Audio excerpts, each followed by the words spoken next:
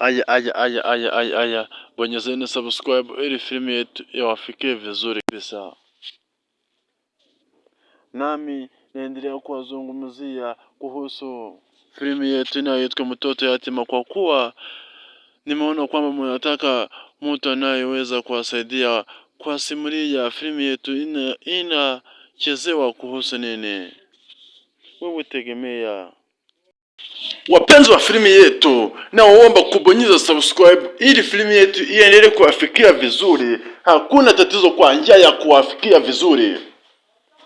Kama nao unaona kwamba hii ni filmu nzuri kabisa, na kuomba hicho kitu pekee ili kila siku filmu yetu ije kukufikia vizuri kabisa.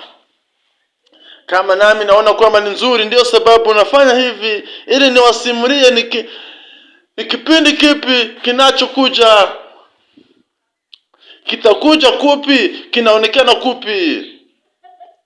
Ndio sababu nafanya hivi. Nami nataka ubonyeze subscribe na ushiriki kwenye rafiki zako ili nao waweze kuona mazungumzo hii ni kupi filmu yetu itaendelea. Naona kwamba huyu mtoto wetu anaendelea kukutana na matatizo mengi kabisa, lakini tunaona kwamba anaweza kutokapo katika matatizo haya, kwa kuwa Mungu ni Mungu na watu ni watu. Kwani unasikia hivyo, unaweza kufikiri Mungu ni Mungu. Kwa nini amesema Mungu ni Mungu? Kwa kuwa Mungu ni Mungu kabisa, kwa kuwa Mungu anasaidia mtu anayemwamini kwa kila kitu. Mtu anayeamini Mungu na Mungu anaweza kumwamini kwa kuwa amemwamini mara nyingi.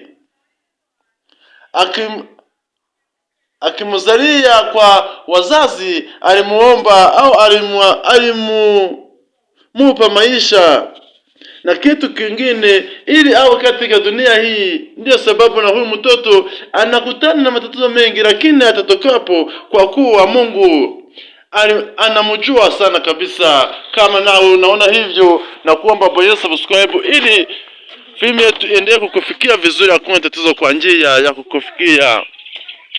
Kama nao unaona ni nzuri kabisa, hakuna kitu kingine naweza kukuomba.